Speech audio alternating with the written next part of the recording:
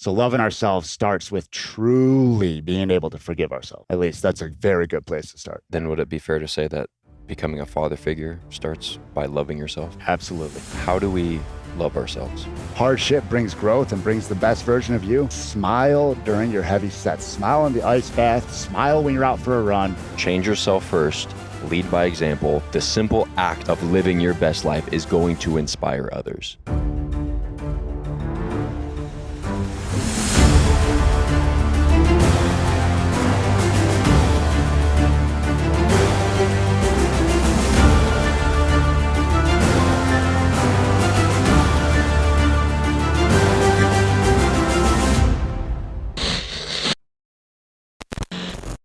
Today, I'm joined by Charles Bennett Tolleson III for Tiny Table Talks with Tay. And yeah, you like that? You like that? I love it. So serious here. This podcast, before we get into it, is sponsored by HV Men Ketone IQ, which we both just had a shot of. Yes. So our brains are on point. Also, what do you got in your little cup there? I mixed in a tube of Gabalicious. It is delicious. And it also does what? It also gives confidence, connection, and deep chill. There we go. Yeah. We're looking for deep chill, presence, Deep chill. relaxation. So yeah, shout out to Newtopia for also being a sponsor of the Captain's Lifestyle podcast. All right. Now, let's dive into today's Tiny Table Talk with Tay and Che. Or with Trey. Trey. Yeah. Trey. Yeah, there we go. Yep. All right. Today's topic is how we can go from dad bod to father figure. You know a little bit about that, Chase, being a father yourself. Got about 7 months of experience now, so. Yep. You know. And what's the common belief that happens to new fathers? Oh, I'm so glad you started with that question. The common belief that happens to new fathers is that I don't have time for myself anymore. And they believe that they've let their fitness and their lifestyle slide, that eating healthy has went out the window, that they don't have time to work out, that they can't go for walks, they can't get sun, they can't make their own food. It's all takeout from here on out. And that's a belief. And they believe that that's what's happening, when in reality, that chink in their armor was there eons ago. Because if they had stepped into fatherhood and I'm walking testament to this, I'm actually up 10 pounds, still lean, stronger than when my daughter was born. Before I flew out, my Wednesday morning, worked out, made love to my wife, took a mushroom microdose, got on an airplane.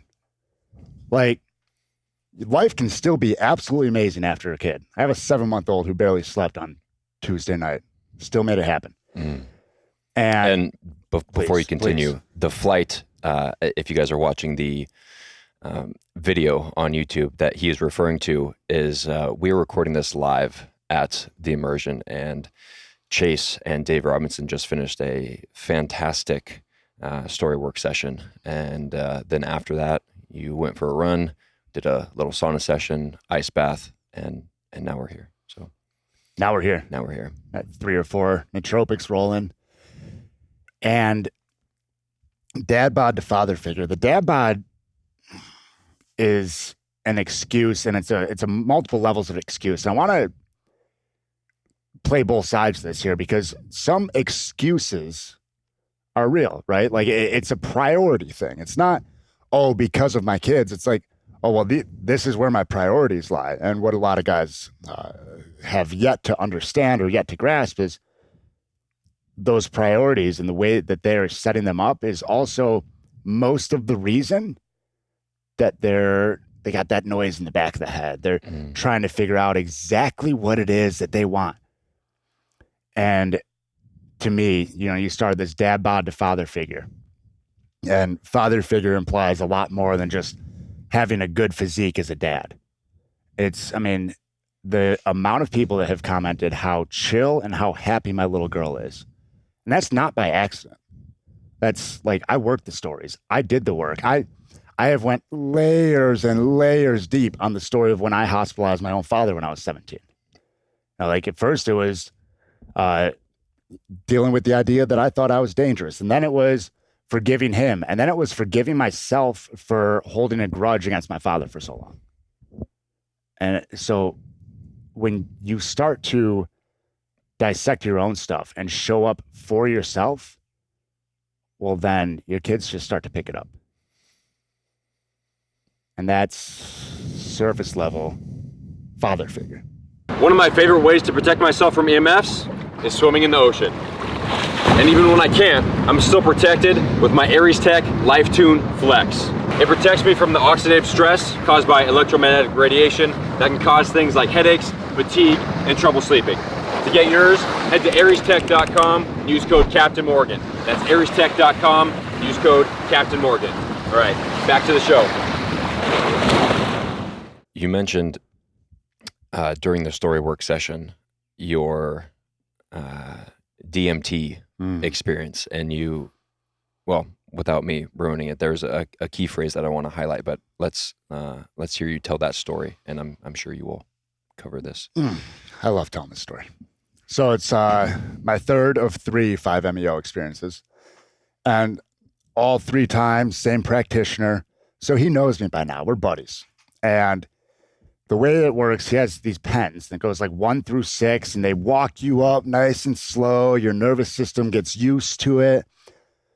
The first 3, you don't really even feel. It feels like a deep breath work session. Number 3 maybe feels like a small dose of a psychedelic. 4, 5, and 6 is where it gets real. That's for context, because this individual, he walks me back, lays me down, says, you're going to hit 4, you're going to hit 5, you're going to hit 6, you're going to hold your breath until you can't anymore, you're going to blow it out, and I'll see you on the other side.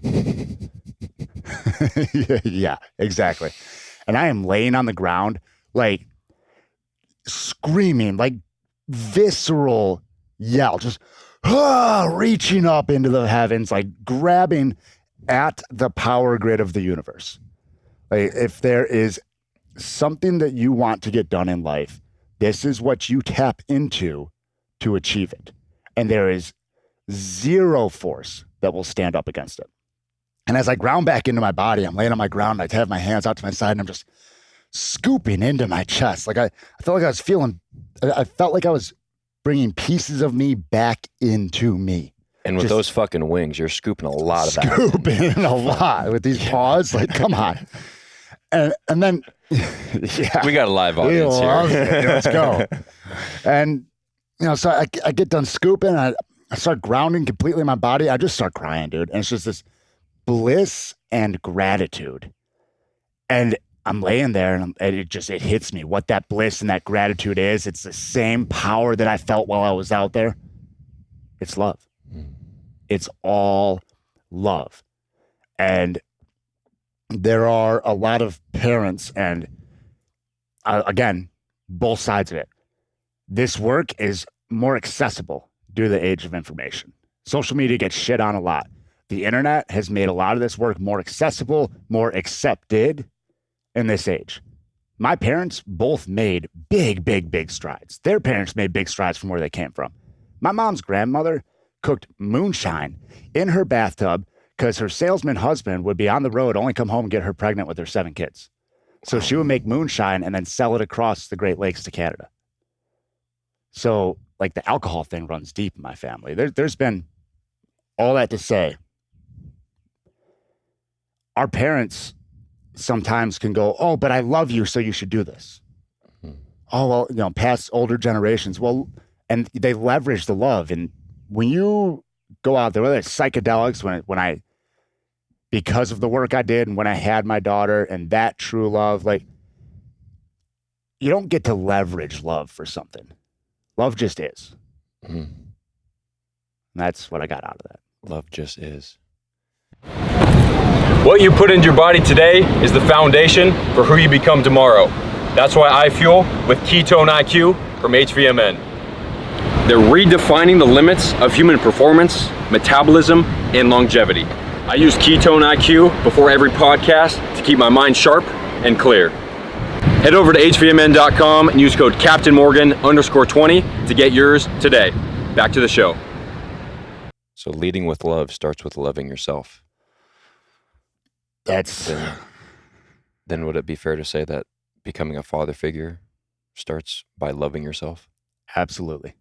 How do we love ourselves?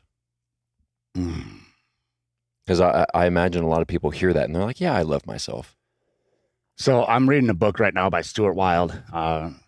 Highly recommend anybody read Stuart Wilde's book, Miracles. It's like a little over an hour read. And then from there, if you want to dig deeper, I have a book list for you. Shoot me a message. It's called The Art of Redemption. And what a lot of people are seeking in trying to love themselves, at least what I was seeking, with a lot of people I've worked with were seeking, is to forgive themselves for a lot of stuff. Well, you could do all the work to forgive other people. Until you forgive yourself for your piece in it, and until I forgave myself for my pieces in it, I had something come up recently where I found out somebody in my, for anybody listening to this, anybody that has yet to figure it out here, my brother's dead. And I found out recently that there was an individual that was in my brother's ear about things that he didn't like that I was doing, didn't think that I appreciated him, but to my face, he would keep it all 100, say I was a good guy. And it was chewing me up. I was like, why is this chewing me up so much? And it actually came full circle just within the last few days that I accepted the fact that, you know what? I kind of talk shit about my own brother. I would talk about his lifestyle, about how he still has yet to figure out the alcohol intake thing, about how he's still running in the rat race. And I'm like, oh, I was projecting my anger onto this individual because of that internal guilt that I felt because my brother died and I had been saying that stuff about him before he died. And when I forgave myself for that, well, guess what? I'm no longer angry at that other individual. So loving ourselves starts with truly being able to forgive ourselves. At least that's a very good place to start. I like that a lot. I like where that went. Thank you. And loving yourself also goes into fueling your body with high quality nutrients, with things that nourish yourself, as opposed to toxins like alcohol, like drugs, and whatever else. It's one thing I have with the whole call it intuitive eating, or it's, well, I'm in touch with my body. Like, are you? Like, maybe you are, or maybe there's a dysregulated emotional pattern, maybe there's a blood sugar spike, maybe there's a hormonal thing from low sleep, and there's a line to walk there, right? Because we can get way down this rabbit hole of like restriction, like true restriction. For me personally, I don't feel restricted abstaining from alcohol. Like I had my first glass of wine, my first alcohol since the 4th of July last weekend. I was like, I'm gonna have a glass of red with my wife. Dry Farms wines. Fucking great, by the way. We were having grass-fed, grass-finished New York strips. I had 2 8-ounces on my plate. And dude, for me, I got like 3/4 of that glass of wine done. And I was like, no. Yeah. Like, it dried me out. Like, I'm good. Yeah. Like, I gave myself the window to try it. It's like, no, it's not for me. So, but tell you what though, you give me a bar of dark chocolate, you better watch out. Hey, same. I love dark chocolate. Yeah. We were talking up there when we made, I think you missed out for this, but we made with Cosmic Bliss ice cream, which is the best brand of ice cream, all high quality stuff. Vanilla bean ice cream with the Siete churro chips. I heard you guys when you were doing that. I was on the acupressure mat down here. Man, so good. Yeah. So my point there is, like, you can still be as healthy as possible and have all the things that you enjoy having, like ice cream and these treats, but just doing it the healthy way, right?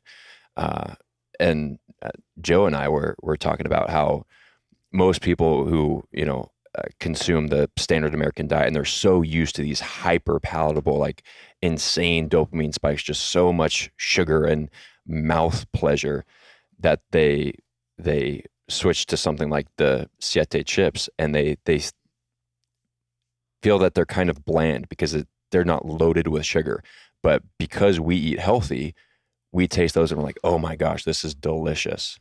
So, like, I know you know this, and I've shared this with you before, but my wife worked for a very, very, very large food corporation, like one of them that, like, you look and they own multiple other food corporations. And she worked in claims and R&D. And I know a lot of people, like, know this. And when she came home from the lab and said, if you could only see the shit that goes into natural flavors, the chemicals that go into natural flavors, you know, and the average consumer, like, I'll shout out our guy Brooks, nescient. The average consumer isn't ignorant to this. They're nescient. Like, there's a friend of mine and my wife's, old family friend of mine, actually, who was trying to get pregnant. And she was at an event that my wife was at, and she's standing out back of this event talking about how she's trying to get pregnant, smoking a cigarette. Mm-hmm. She has no idea, though, the effect of that, because we're just sold this, oh, it's bad for my lungs. She doesn't know the effect hormonal on her reproductive system and everything down the system. So it's this line to walk, and there's been talk here this weekend around embodying it as opposed to, like, yelling at people about it. Mm-hmm. And talking about being a father figure. The idea of a role model comes in there for me. And the best way to be a role model is to do what you're talking about. Whether that be, like, every parent out there wants their kids to believe you can go do anything you want to. Then why haven't you, Dad? Yeah, sooner or later, they're going to see if there's things that you talked about that you didn't go do. And it's without going into the grandfather clocks and the law of entrainment, like,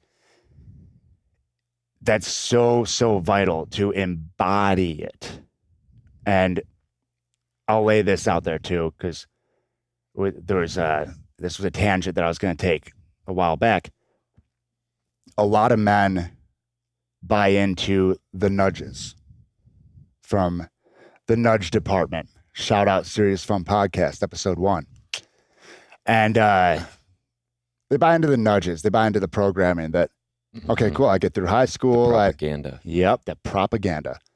I go to college. I get this piece of paper. I get a wife. I get some kids. I get this job as a sales rep, and I make like 120, 150 a year. I lock it down, and I just coast. Oh, wait, now my kids just went to college, and there's a lot of noise going around in the back of my head. I don't, like, if I address that, though, that might be a paradigm shift, and I might actually have to do something about it. So I'm just going to go buy a little red Corvette, put some loud exhaust on it, and anytime that noise gets loud, I'm going to go make some noise out on the street. Cue the midlife crisis car. Chase, what are some examples of those noises that go on in our heads that we turn away from in fear of hearing them?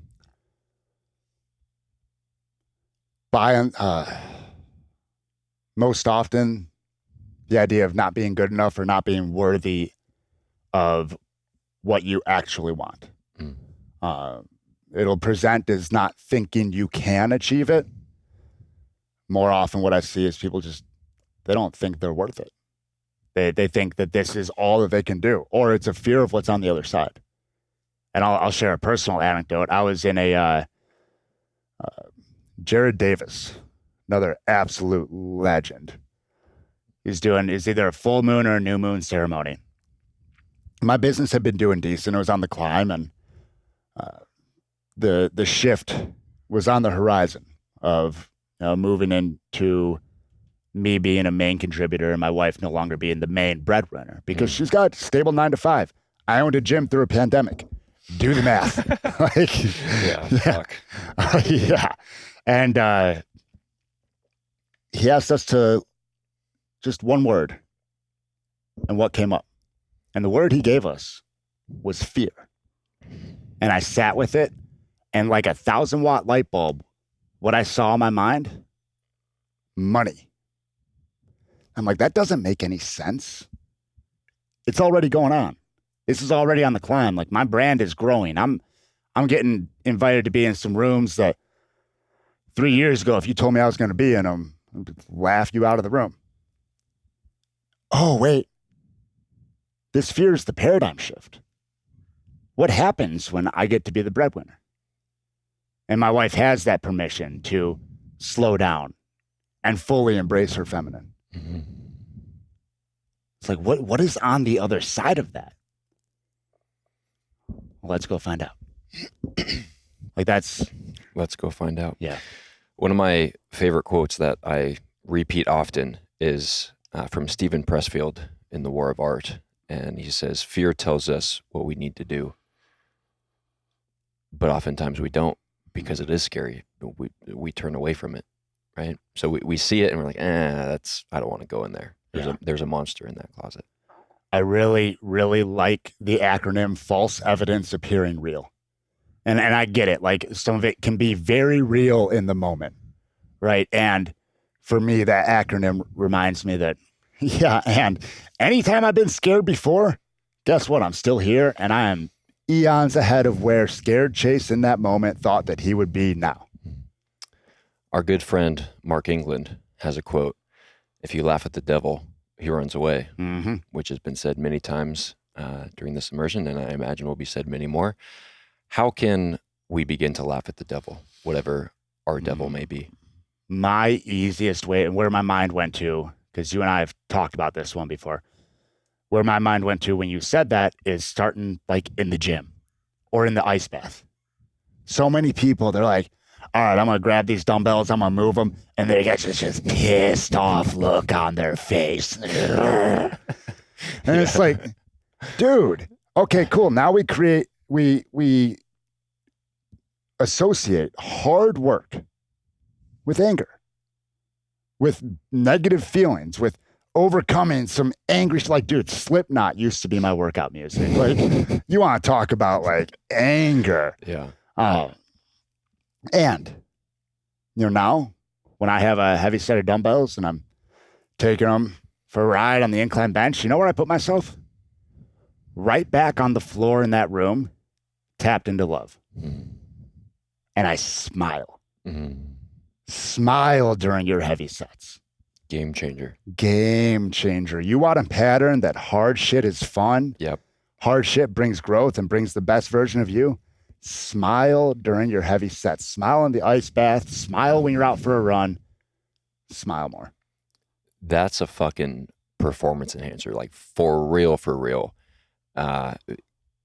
It's been shown that when we are feeling depressed or have a low mood, simply the act of forcing a smile increases serotonin in the brain and instantaneously makes you feel better. Like, it's not a cure-all, obviously, but just simply forcing that smile. My Psych 101 teacher, and for reference, I took like 1 year of community college, and then I sold cars for a semester, and then I took another semester, and at the end of it all, my GPA was 0.742. Hell yeah. Well, because I'm not writing your fucking papers. I do well on your tests. Like, I know the subject matter. And to prove that I retain some of the subject matter, a pen or a Gabalicious tube, and, doing it with confidence, connection, and deep chill is great, right? Take it, you put it in your mouth. Like that. And you just hold it there. Before you know it. Same muscles. Yeah, your brain's literally going to go, wait, why am I smiling? I must be happy. Yeah. Let's make happy chemicals. Yes. It's Mark England during either my level 2 or my level 3. I said, all right, 10 minutes, awesome. Go do something and plaster the biggest smile you can on your face. And I came back and the back of my head had a cramp. I thought I was in a great mood for the rest of that call. So it really can be that simple. Yeah. It really can be that simple. Why do people think that it's complicated? Like, why?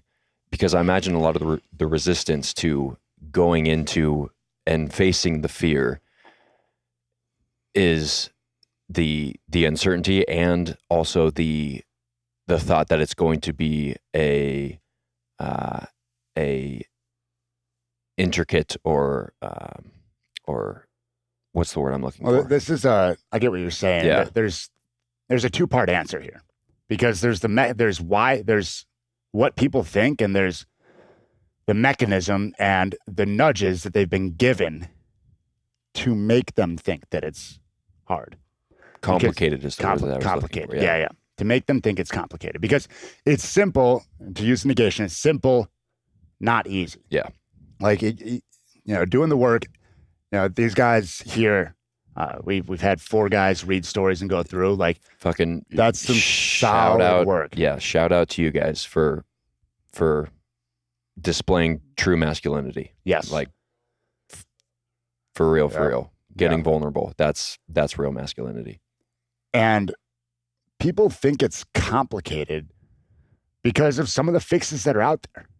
Because you got like the new age spiritual side of it. It's like, hey man, go to the jungles in Peru and drink ayahuasca and come back. But like, well, your integration just was too hard, so you gotta go drink more to figure it out.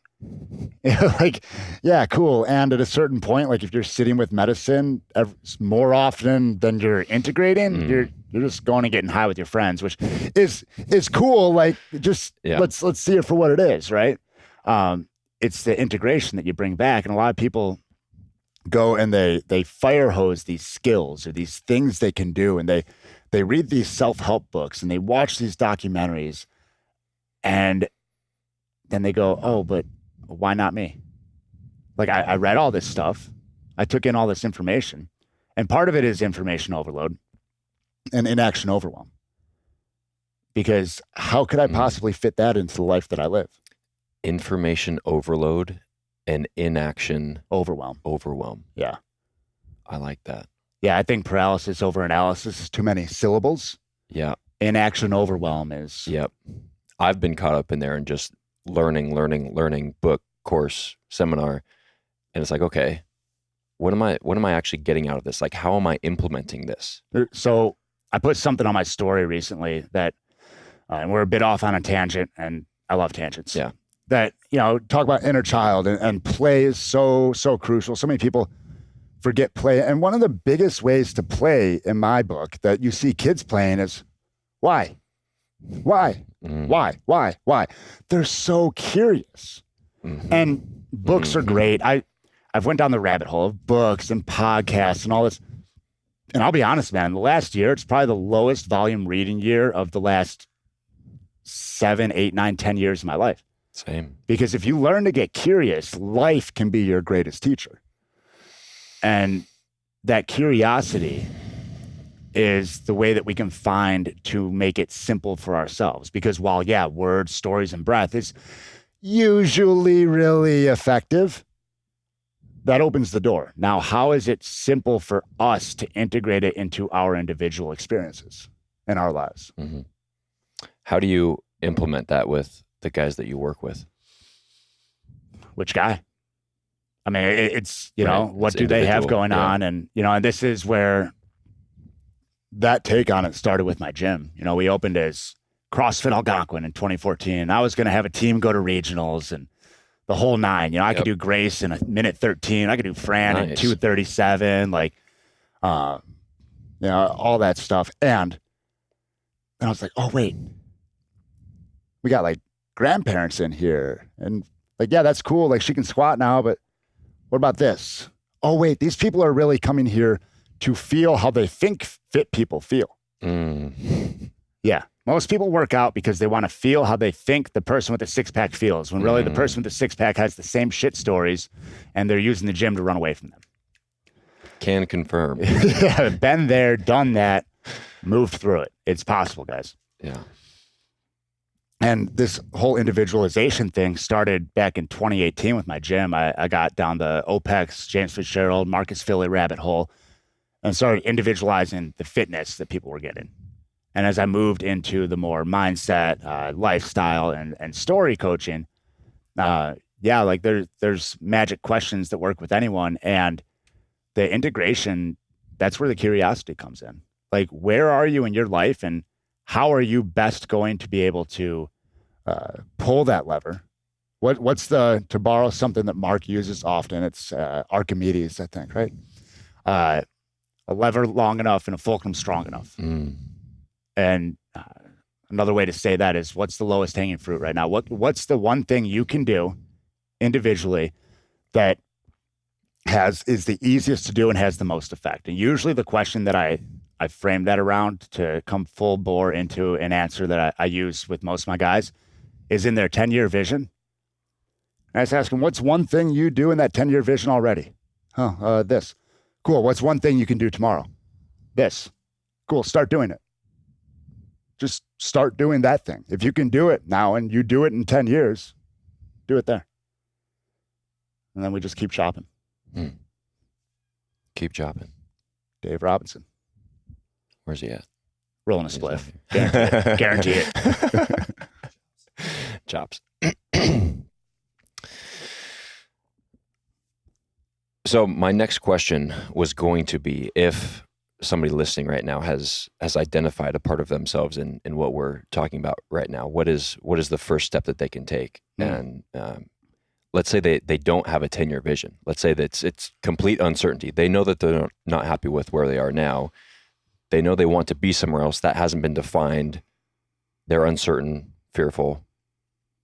What's first step? Close your eyes for a second and lean into that uncertainty and that fear.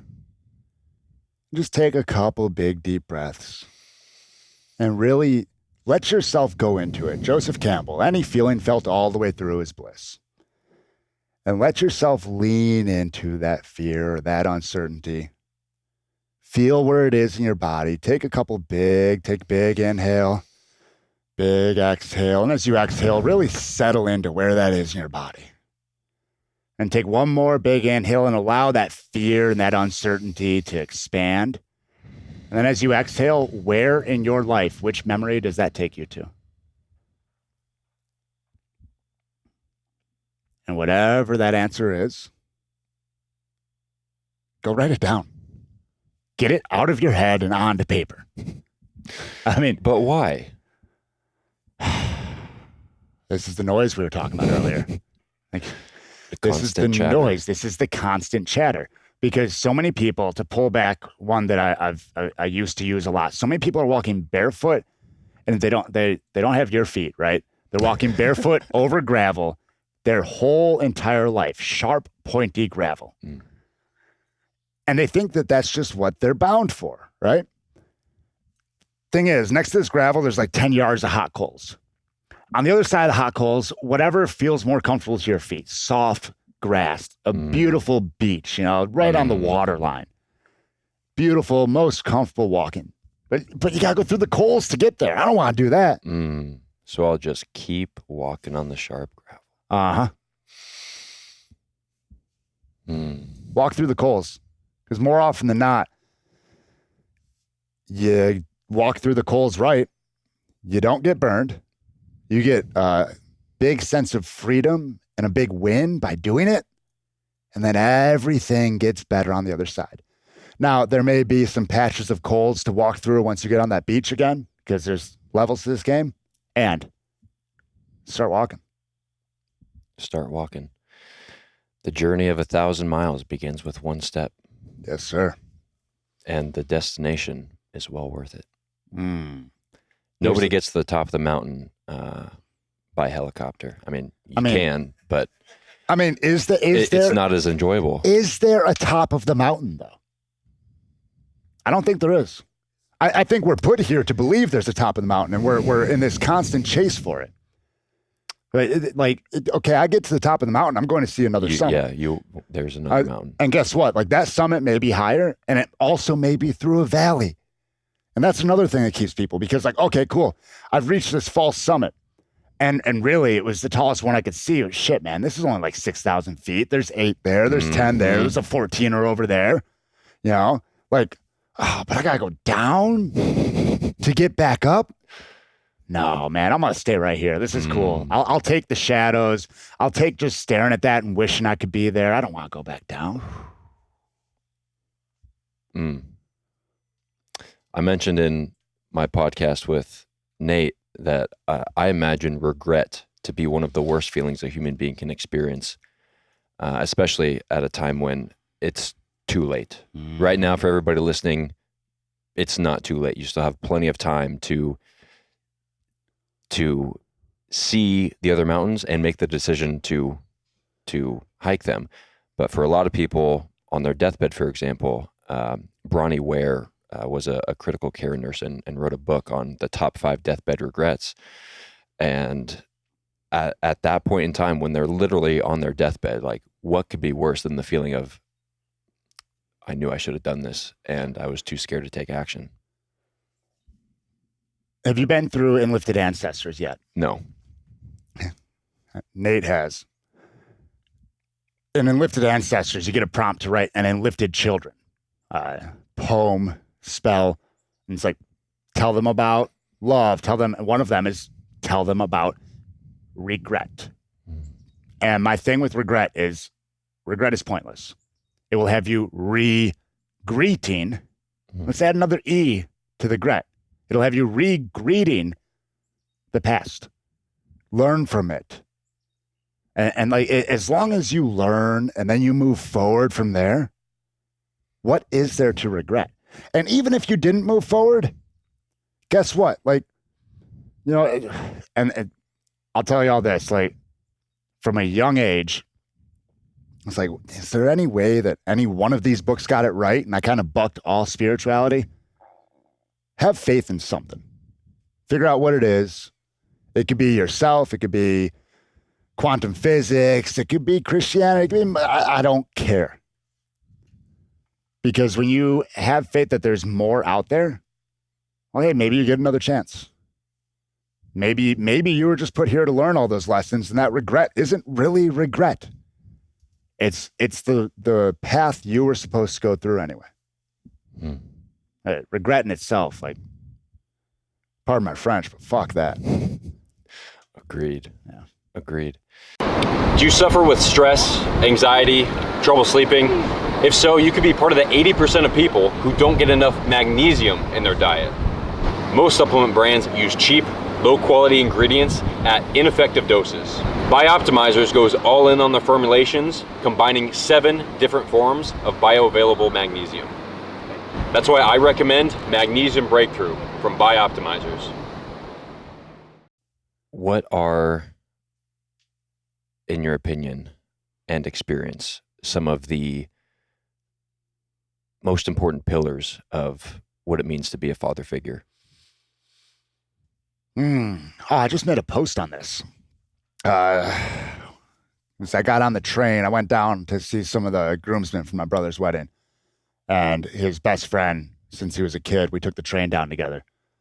And we get on the train, and he looks at me, he's like, dude, you somehow look younger than before you had a kid. I'm like, thanks, brother. Which is usually the opposite, right? Which is usually tired, gaining weight, right? Like because we talked about. Like we talked about, because people accept this story that I had a kid, so life's going to get harder. What if I had a kid, so now I have, like, dude, I had a kid and I have 10x more drive to be a phenomenal human being. And I don't know if any of y'all knew me before October 10th, 2022, but I already had a pretty good drive to be a phenomenal human being. So all that, bring it back, remind me of the question, because I was on a thread to answer it. What are some of the most important pillars of being a father figure? So I got home and I made a post about that. And I mean, we got this booklet here, Captain's Code. Some of these might be in there, you know. Smart guy wrote it. Link in the description. Yeah. Pick it up for free. Yeah. Sunrise. Moving my body daily. Thinking about my thoughts and getting curious about my emotions. Putting space between my reaction and my response. Observing. With lifting weights. Spending quality time with those you love. You mentioned a very important one earlier. Inspiring others, right? Leading by example. Doing the things that your you're talking about. And I think some people can get caught up in like that aspect. How do I inspire others? Inspire your fucking self. Mm-hmm. Figure out how you can be in love with you, and guess what? It's just going to happen. Because coming back to that, he who knows the Tao does not speak it, and he who speaks the Tao does not know it. Mm. And if we go all and lift it and translate that he who knows the Tao does not speak it, what does he do? He lives it. He who knows the Tao lives it. He shuts up about how good all this stuff is. And hey, like, those of us in the holistic lifestyle space, like, yeah, we're going to make some posts about it. Yes. Like, to those we care about, those in our close circles, like, parents, sisters, friends who like have yet to get there, they all started jumping on board the more I shut up and the more I started just doing and living it. Yes. That's one of the major things that I've learned over the past few years of, trying to convince my family, who quite clearly could benefit from all of these things that I'm doing, instead of telling them what to do and just, constantly like, why aren't you doing this? You should be doing that, right? That got me nowhere. That got them nowhere, right? And I did this when I coached CrossFit, right? And now I have come to the realization that nobody wants to be told what to do, right? Like, even if it's the right thing to do, if you tell me what to do, there's going to be that little like, no, I don't want to do it just because you told me to, right? Well, it's like, you tell someone, hey man, take this Gabalicious, or like, hey man, this Gabalicious is really cool. Here, it's here if you want it. I'm gonna go walk away now. Yes, completely different. Oh, cool. What is this, man? It's really cool. He said, yeah, I think I'm gonna put this in my drink. Yeah. People they don't want to like be forced to play with a toy. They want to see they want to see you playing with the toy, and then you set it down and walk away, and they just kind of walk over and like, oh, cool. What's that? Oh, it's a transformer. Oh, it goes from a truck to a. Oh, dude, cool. Uh-huh. Yeah. That's why I made the I in the Captain's Code inspire others, because I realized that's how you make real change. Change yourself first, lead by example. The simple act of living your best life is going to inspire others. Yes. And on an energetic note of vibration, Law of Entrainment, grandfather clocks swing in unison through tiny vibrations in their wooden housing. It was discovered by a physicist in the 1600s. He was laughed out of the room, though, because like, yeah, okay, cool. Grandfather clocks communicating, whatever, get out of here. It's been proven in recent decades that they were communicating through tiny vibrations in their wooden housing. It's the same underlying mechanism for dripping faucets, for the moon and the tides, for females and their cycles syncing up, and a myriad of other things. For those of you who aren't familiar, what Chase is referring to is if you put a bunch of grandfather clocks in a room together and they're all going at different times, right? You know how they swing. Eventually, they will start to swing in unison. And they will also start to swing in unison with the biggest grandfather clock in the room. Now, if we take that and we combine it with the 3 degrees of influence, your habits, your beliefs, your actions, your words are contagious to your friends. Well, let that sink in. Yeah, let that sink in for just a second. Now I'm going to keep going. Yeah. Steve liked that one.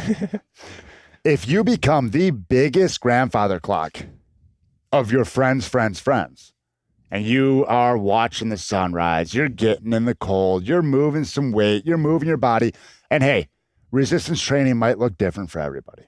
Moving your body can look different for everybody. Like you and I have, I'm sure, different styles of actually training. We're still both in the best shape of our lives moving forward. Like there's individualization, like we were talking about. And you dial in the pillars that allow you to, on an energetic sense, become the cleanest and clearest conduit for the energy, for the flow that is all around us, whatever you want to call it, because it's there. And you can either be receptive to it or just shut it off, and then the flow is going to stop. But when you dial it in and you become that biggest grandfather clock, well, guess what? Now you have influence through 3 degrees plus, because, okay, my friends are being influenced because I'm the biggest grandfather clock. Oh, wait, look at that ripple. Now they're friends. That's impact. I've said many times that's my favorite part of being a coach is not the results that I get for you guys, although I love you guys. It's the results that you are then able to inspire on those who are around you. That's what's really freaking cool. Mm-hmm. That's, of course, I like referrals because, hey, you know, if I get a client without like going out there and looking for one, sweet. And the thing that jazzes me about referrals when I get them is I get referrals because, hey, Casey's a brand new man. What'd you do to him? And then, oh, okay, how much is it to work with you? Mm-hmm. Cool, I'm in. Yeah. Like, they no longer need convincing because they've already seen the results firsthand. Exactly. Yeah. And when it works that good, when I get texts from guys, hey, it's been a year since we started working together, and last year was the best year of my life. I got this job. I'm in this relationship. Thank you so much. I'm still using the tools. Like, that's impact. Yeah. I was on a call with some of the crew members around New Year's, and a few of them commented that joining the crew and attending the immersion was the best decision that they've made in their entire lives. Mm. And you can imagine as a coach how that hit. Yeah. That feels fucking good. When Dave and I were wrapping up our Arizona event, similar. Yeah. You know, we're leaving, you know, the words life-changing came out of multiple mouths before those guys left. And yes. Yeah. So right there with you. I want to go back to vulnerability because this is something that a lot of guys, myself included, oftentimes shy away from.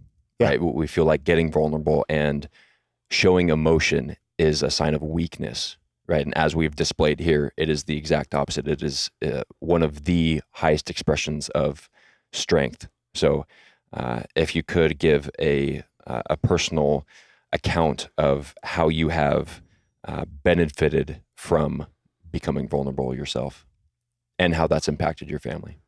I'm going to recall our first episode together, 113, I think. I believe that's correct. Yeah. Yep. And you had brought up psilocybin and journaling in the woods. I was like, hold up.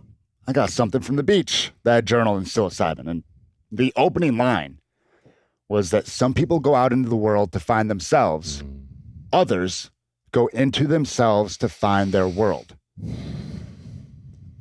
And that right there is the opening line to one of my tracks on my Mystical Giants album. Find it on Spotify. Find Link it on in the Spotify. description. Hell yeah.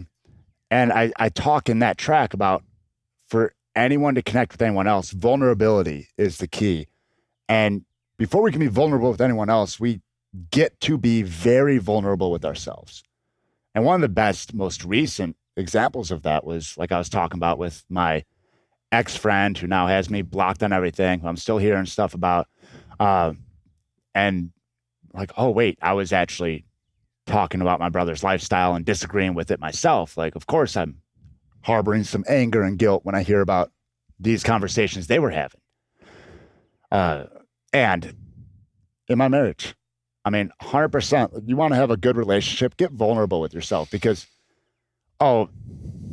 it's so easy with a 4, 5, 6, 7-month-old not sleeping. We're both tired. She spouts off something short. She's short. And like, I could fire right back or vice versa. I get short and she could come right back. And I mean, my wife is an absolute gangster, has done the work. And we both get caught up. But one of us will stop and be like, you okay? Like, we're both tired. This isn't us. And then we get to talk about what's really underneath, what's going on. Because almost always, it's not just that we're tired. It's that something's going on with this person, or work was really stressful, or we have this thing that we wanted to do but didn't get to. And because we made choices that didn't get that done, we have this story that like now we have to take it out on somebody else. And sometimes it gets to where we get to talk about it. And other times, something will happen. I'll be in the kitchen, like feeding the dogs and doing something. She comes down and like starts taking her vitamins. I'll be like, well, what the fuck? We have things to do before. I'm like, oh, that's just part of her morning routine. What are you doing? Like, really? and recognizing that short fuse that I had as a kid, while I have a handle on it, like the victim mentality doesn't go away. You just get a bright ass flashlight and shine it. Mm-hmm. And you get to get curious about what sits in there. And putting space, that vulnerability has allowed me and allows a lot of other people to truly put miles between your initial reaction and your actual response. Mm-hmm. I heard Aubrey Marcus on a recent podcast talking about how with him and Vailana, his wife, they basically have parlay, right? So if you're familiar with pirate terms, parlay is like whatever's happening, you got to stop the fight. Like you can't be harmed until you speak with the captain. And so they have this word that they say when they're in an argument or disagreement. They can both say it, and when that happens, they kind of like take a step back and say like, okay, let's come back to love. What is going on here? Calm down. Do you have anything like that? Any sort of indicator to where you're in that conflict that you can say something, do something, and that's like, hey. I love what Aubrey's doing there. We've yet to establish like a word, and Sarah and I are both good at, before it ever gets to a certain point, it's like, pump the brakes. What's going on here? Let's breathe. Yeah. Like, hey, come here, give me a hug. Let's hug and breathe, and then let's like talk with a level head. Yeah. Because usually what happens if that doesn't occur is it just escalates and voices get louder. Dude, and tempers flare. And like, again, I love my parents, and they've done a lot of work on themselves. They've come a long way from their childhoods, and the previous generation, it's, they are going on 59 and 63. So it's not the norm to be doing the work. And while they have done some, and this is by and large went by the wayside since my brother passed, I'll give them that credit. And it used to be that I'd be at their house and it's like, oh, you guys are bickering over how you remember an insignificant event right now. Like, this is like, I would actually like sit at their island and start chuckling, like, because it's a little bit comical that this is the important thing to be right about. No, this happened. No, does that have any consequence? But people in relationships with individuals they supposedly love, which, let's go back to what love is, will ramp up and ramp up and ramp up because they need to be right. And early on in Sarah and I dating, it was when I was still living at my parents' house. We had played euchre. If anybody's from the Midwest plays cards, yeah, we had been playing euchre, and I used to drink Moscow Mules and play euchre with my parents, then go upstairs and go to sleep. And Sarah put something in the dishwasher, and she lifted the dishwasher up. The door with the bottom tray was still on the door, and and I was like, it was still on the door. And she said something like, well, it slid really fast. I'm like, and it escalated. I was like, yeah, you're such a fucking child, and like, it's so silly looking back on it, right? But I didn't have these tools then. And when you get these tools to truly be like, oh, wait, what was that just constricted my breath? Because it wasn't just that event. It was 3 or 4 layers deeper. Mm-hmm. Yeah. What's the most important lesson you've learned as a father so far? Most important thing I like to remind myself of is that, on days when, and it's hard because to say this is a lesson because I prime myself for it. Go like this for a little bit. I prime myself for it before it was like, oh, geez, wait, I need to realize that. And the most important thing I like to carry is that if I was 80 and I was given a chance to live the day again with my daughter this young, how would I do it? I mean, that can go for anybody with or without kids. If you're 80, 85, you get a chance to live this day again, how would you do it? And you want to talk about taking regret out of your life. make decisions that way. I like that. Thank you. I like that. All right, as we start to wrap up here. Wrap it up.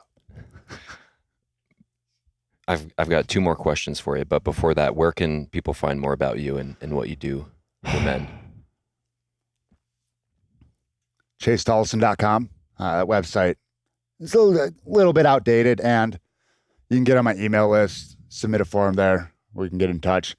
More of the updated stuff goes on Instagram at coach_Chase_Tolleson, and Spotify. We plug the Mystical Giants album. If you want to hear more of what I'm about and been told by people that album inspires some thought, check that out. Some contemplation. Mm-hmm. All right. Last 2 questions. What is it that you are currently most excited about? When I was here in September facilitating, sat at that fire, Dave served me some combo, and he said, "What are you leaving behind?" I was like, "I'm leaving behind good enough." It's like, "What are you calling in?" I said, "A year from now, people are going to ask how the fuck I did it." And the thing I'm most excited about is that after that, just tripped, fell, landed in business acquisition.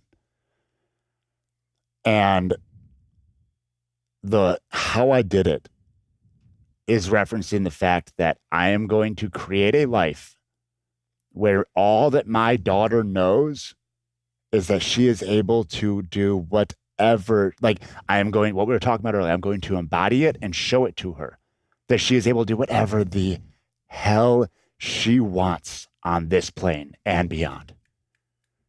And the thing I'm most excited about is that we're closing on our first acquisition. That's going to start rolling. We've been installed since January, running the business. The revenue for April was up over 200% year over year. Quarter 1 was a record quarter 1 in the business's life, and it's still going. And that is I'm going to keep coaching. My coaching skills are that's why I'm in that group, is I'm coaching leadership. And what I'm most excited about is that creating ultimate freedom. That's going to be what retires my wife, gives her the full freedom to step into what she wants to do with her divine feminine. And she's going to take the story work, health and fitness, and her birth journey and do a pre and postpartum, total wellness coaching thing. Yeah. Heck yeah. Yeah. That sounds like it would be more difficult to do if you had a dad bod and brain fog all the time. Yeah, a little bit. Yeah. Little tiny bit. Yeah. Yeah. Last question. What does thriving mean to you?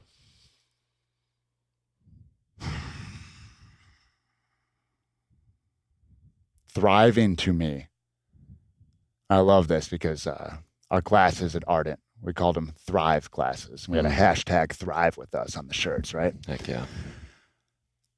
Thriving to me, and a lot of people have this sense, because of the nudges that they've gotten. They have this sense that thriving is the Porsche SUV and the 5,000 square foot house on 2 acres and the mortgage you can barely afford and the social calendar you can't keep up with. Yeah. Thriving is living a life that is so aligned that it honestly feels like it's just happening.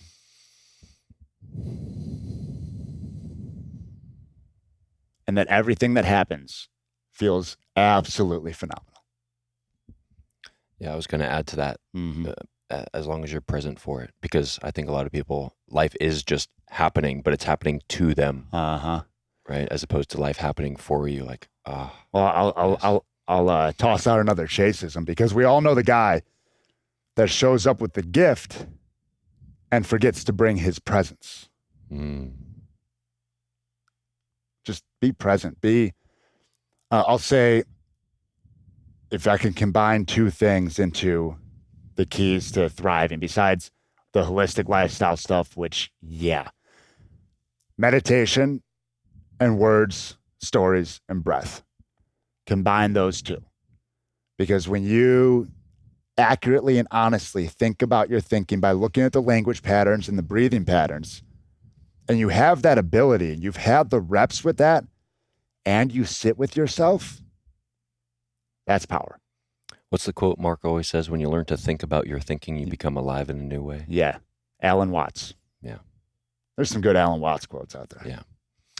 By the way, my intention for today during Nate's session before you guys went on was presence in gratitude. And so the whole time I was just up there, just so present, just so grateful for getting to cultivate this experience. If I may, before we shut this down, gratitude is a life hack. Like, it's a fucking potent drug. One of the things I give my guys, like, you know, after we get to a certain point of clearing enough stuck, every time you get up, swing your feet on the floor and verbalize in a full sentence 3 things you're grateful for, and change them every day. Like, how many people roll out of bed like, oh man, I gotta go to work. I barely got enough sleep. Oh, jeez. Oh man, now I can't shit because I'm all stressed and constipated. like, Accurate. Yeah.